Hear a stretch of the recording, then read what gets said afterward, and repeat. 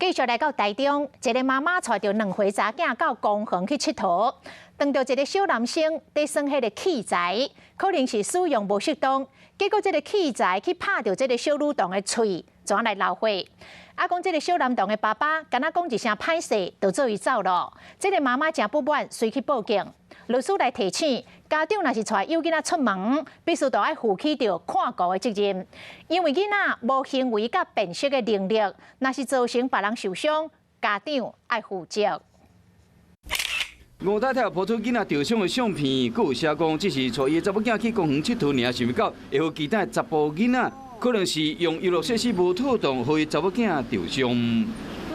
那个小男生就是把太空漫步这个器材单一边举很高，然后我有看到那个小男生的爸爸就在旁边，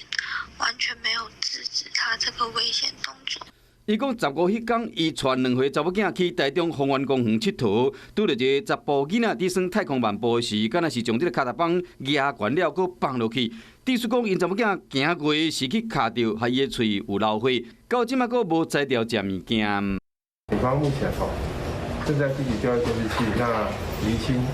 囡仔老母真不满，当时这个查甫囡仔老爸只是甲讲一声失礼就离开啊。伊赶紧要看查某囝伤势了，一个额头想要找人，已经找无啊，就咧甲警方报案，要叫伊赔。